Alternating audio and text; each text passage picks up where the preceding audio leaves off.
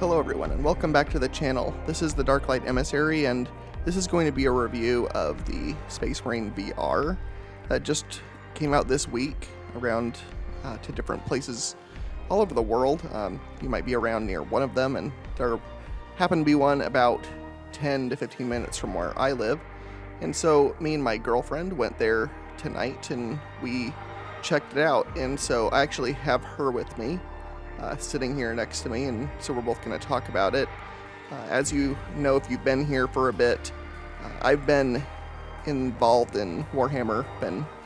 It's been part of my life for like 20-something years, so it's really cool to see this. But for her perspective, she met me just this year, and she had never heard of Warhammer before that, right? Mm-hmm. Is that true? Correct. And so it's been really cool to introduce her to it because you like some aspects of it aesthetically and story-wise so far, right? Mm-hmm. Like, what would you say you like about it so far? Just from someone that just started seeing things from me introducing you. I think having the different factions and the different character aspects is really cool because you get to pull a lot from different places. Like the characters from the books that I've started reading, you can really kind of get a good feel of their personality, but you can also see, if you go to another book, the different perspectives of different characters and how deep that goes. And I like some of honestly the jokes that you can kind of pull out of everything. He's gotten into a bit of the meme culture a little bit through me and just in general, and she kind of likes some of those jokes. One of the first things I showed her was, I'm sure a lot of you are familiar with the Voldemort memes on YouTube, the Voldemort pizza one, and I think there's the other one as well, yeah. So the two Voldemort skits are something, sometimes we quote those at each other for fun. We do it quite a bit. Do you like a spine? Yeah. Yes. That sort of thing. And so tell them, what are you reading right now? Right now, I am about a third of the way through Xenos, so with Eisenhorn, and so I think I've actually gotten to about the halfway point now, so hopefully we'll be able to do a book review on that soon. Yep, so she's halfway through the first book of the Eisenhorn trilogy right now, and then she's been enjoying that for the most part, I'd say, right? Yeah, it's been good. I didn't really expect to care for it a whole lot, just because it's not the genre of books that I typically read. I don't normally do a lot of sci-fi based stuff, but it's actually been a lot easier to follow than I was anticipating, so that's been refreshing. Yeah, it's usually an introduction series for people new, so it's been good that I've been happy to see you interested in it. It's been fun to talk with her about this and see her into this universe a bit more. And so we will talk a lot more about that in the future, though, because we want her to finish that book before we really talk about that. But anyway, so to dive into tonight, so we get to this place, and it's like a VR arena. So essentially, you walk into like a big room that you can walk around a lot in, and there's a lot of space, and then they put on the VR headset on you, and then you are pretty quickly right away put right into a Warhammer type of environment. There's tall vaulted ceilings and candles and stained glass windows, and it was really cool to just be kind of in that setting. And you're in your Space Marine outfit. Oh yeah, and then you look over and your girlfriend is suddenly a hulking Space Marine right across from you. It's pretty funny to see that, and you get to walk past some regular sized humans, and so you kind of get a cool perspective shift on how tall you are as a Space Marine, which was a really cool part of it for me. What were some things that you liked about it? I thought the graphic style, while not perfect for everything, I thought that came across very well, though. You definitely got the sense that you were in a different area, and the way they had it designed, we were going up elevators or up and down ramps quite a bit, and that made it feel like that space was significantly bigger than it was. So I thought that was a really good way to get you involved in moving around in the game without actually having to need the amount of space that you would typically need to pull that off. Now, granted, I've never done VR before. I've never done anything like this, so I didn't have any expectations. So that might be how it is with all immersive VR stuff, but this was totally mind-blowing to me how they had that structured. It's a bit different from like your at-home VR, because in your at-home VR environment, you have a much lesser space you can walk around versus how big of a space that was. So that if you're used to VR at home, you got like kind of your square that's drawn out, and this was much wider open space. Like the way they close this off, the way it ends, is you fighting a hive tyrant, Tyranid hive tyrant, and like I was running back and forth from one side to the arena to the other because you have to dodge these area of effect attacks that the hive tyrant's trying to land on you, and you have to run out of these filling orange squares to dodge those attacks. And so I was like running, and towards the end I got used to the fact that I could run in this arena because you don't really see the walls or anything like that. Like if you get too close to a wall or to another person, it will warn you, but otherwise you can just kind of run back and forth, and it was kind of wild to be able to do that. And they do a good job at making sure you're in the right spots in the room to where the natural edges, I think, line up with the edges of like the world, because like there was like clear drop-offs on the edges I was running around. Like you're on the side of a hive city and there's drop-offs all around you, and I imagine those line up with the walls. I never once really ran into a wall or got close to it, it felt like. So I did. I ran into a wall once. She ran into a wall, but I backed into a wall once. That was what I did.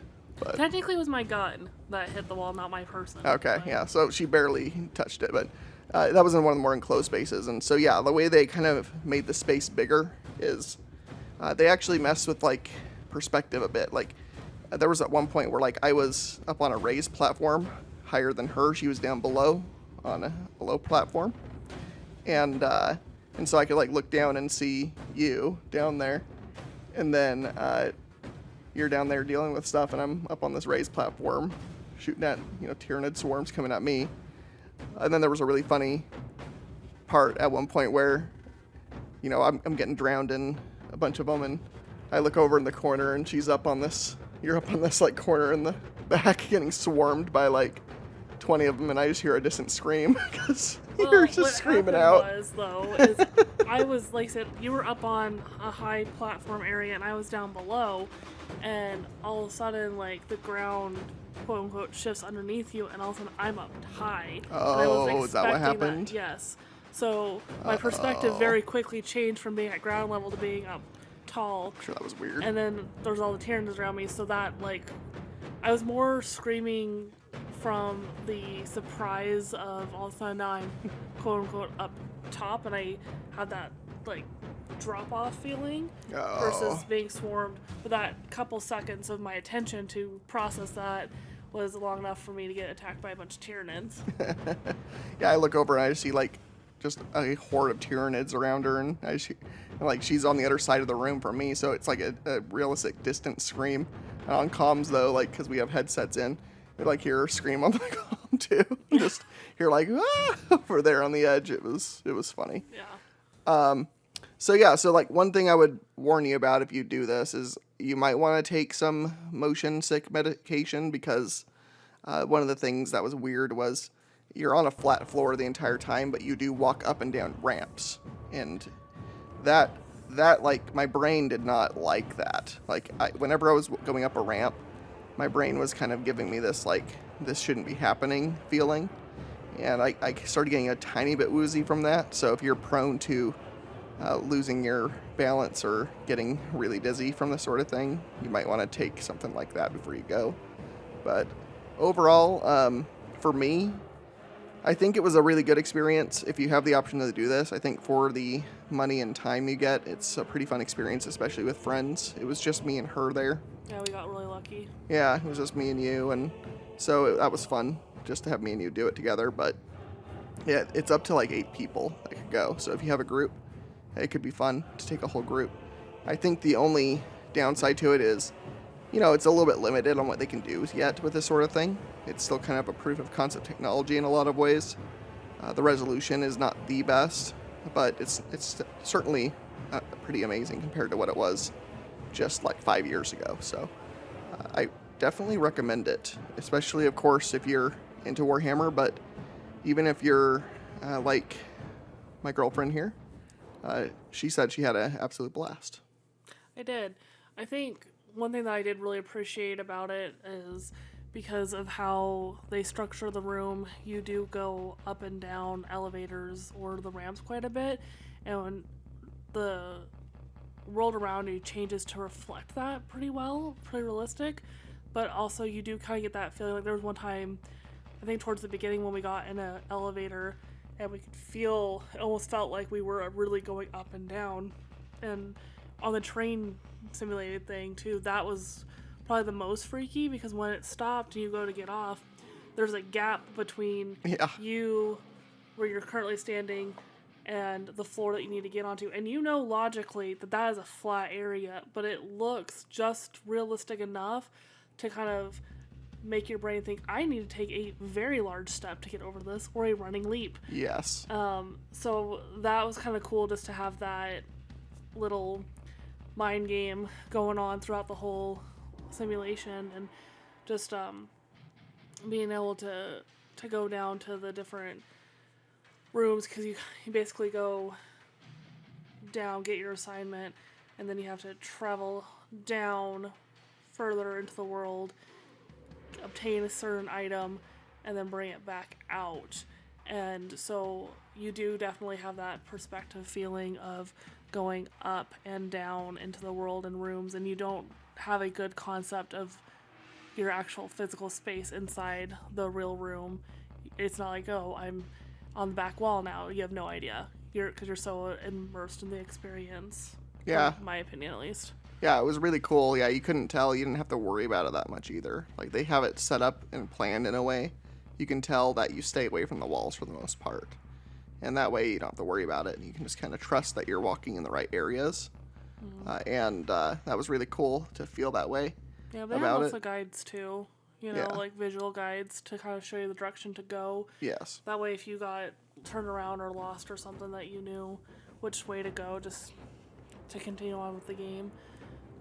But I think it was like a 15-minute or so tutorial and then 30 minutes of gameplay. And by the time we were done, we were both kind of panting and a little sweaty from the final battle and everything. So I was having to run back and forth. Like, I was like doing mini laps as I was dodging this thing at the end. So yeah. And yeah. Like 4 or 5 different monster varieties that we fought too. You fight basically the same enemies as in Space Marine 2. If you've been playing the new game, you fight the Hormagaunts, warriors, gargoyles. So it's those 3 main enemies, and then you fight the Hive Tyrant. So it's like 4 it's a good variety, total. Though. Yeah, it's the same variety basically. The only thing you don't fight, I guess, are Rippers, the Spore bombs, which no one likes those anyways.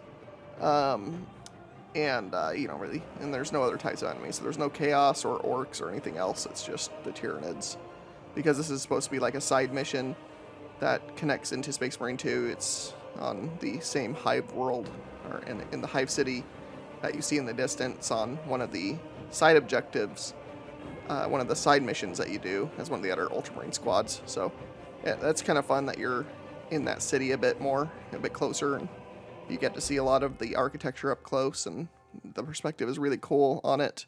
You kind of get an idea of like how big one of those cities could be, and it's fun to see that and have that kind of world building like in front of your eyes for like this universe that for a lot of us we've just been reading in the books forever, and it's cool to see it brought to life and be able to walk around it to an extent, even if it's not the absolute most polished experience yet.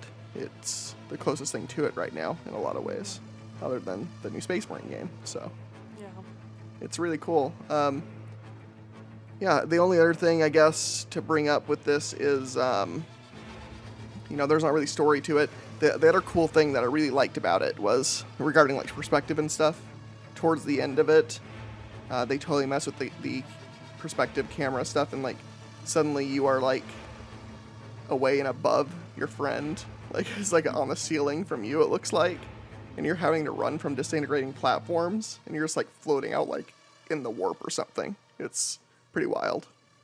So it's really funny bringing that up just because you were up kind of tall above me, and I felt like I was more quote unquote ground level during that experience, even though we were in a space setting. So I'm watching pieces of floor essentially be built and dematerialized right as I'm standing, so I'm constantly having to run between platforms. I hear her screaming because she realizes the floor is disappearing from under her. Well, all of a sudden I just see like in the corner of my vision this thing that basically tells me to run, and I'm like, what? Oh crap. So that was a little bit of a learning curve. I think I died. That was the second time I died. I died a few times. It was funny just being able to look up in the sky, and she's like standing on like the ceiling, according to me, and to her it's the same thing for her. It looks like I'm up on the ceiling, I think, to you as well. Yeah. Yeah, and we're both having to like basically do a bit of platforming as we're shooting at the objective at the same time, and that was fun. That was like right before the Hive stuff, I think. For the Hive Tyrant, right? Yeah. Yeah. So that was a fun perspective shift. So it's just fun how it plays with the space. So we don't want to make this video too long. I think that's really all we have to say about it. It's really a fun experience. So take it from somebody who has been in this a long time. It was a lot of fun for me. I do think some things could have been better, but overall it's a good first step in this direction. I can only imagine, like in 5 to 10 years what that could be, if they develop it further, that sort of thing, right? Yeah, for sure. And from the perspective of someone who had no idea what she was getting into or what to expect from a VR experience, I thought it was great. Yeah, and so you can bring your friend who doesn't know anything about Warhammer, and they'll probably enjoy it too, and maybe even get into it a little bit. And did it feel like it helped you kind of like understand the universe a little bit more in any way? Maybe just a little bit. From playing Space Marines, that combined with the VR experience has helped me visualize the world a little bit better. But because you're kind of limited in like what you're seeing in terms of like you're in just one like space, more one city, so it doesn't give you like the full perspective of the whole world like it does when you're reading the books or playing further into the game. But I think it does a really good job of here's this little slice of life in Warhammer and your experience in it. Just a slice of life, a normal day, just murdering 1,000 aliens. I mean, what do they say at the end there? They're like, war is forever or something like that. War is eternal. Is that what they said at the end? I think so, as they're starting to roll the credits. That's funny. Yeah, I mean, and they say all kinds of stuff like that in Warhammer for sure. Yeah, I mean, it was definitely cool to kind of walk around a bit of a hive city. I mean, it's a lot of the same architecture that you see as in the game, so it's nothing different from that, but I do think it's fun to be that close and personal to like this universe that's talked about so extensively in the lore and stuff like that. And yeah, like the new Space Marine 2 game certainly helps with like seeing that world come to life from what you read about in the books for sure. Yeah. And it's been fun to see that, and this is a cool supplementary thing. So yeah, if you're out there near one of these places, it's a lot of fun, and I think that's really it for this. So I hope you enjoyed it. As always, if you like any of our content here, you can like and subscribe for more, and we will be doing another little discussion thing like this once you are done with Eisenhorn, right? Mm-hmm. Yeah, so we'll be talking about, we'll probably do one for each book after you're done with Xenos, and then the other ones. Kind of like see how the story is going so far for you. Yeah. So, all right, well, thank you very much for listening, and I will see you guys in the next video. Thanks for your time. Talk to you soon.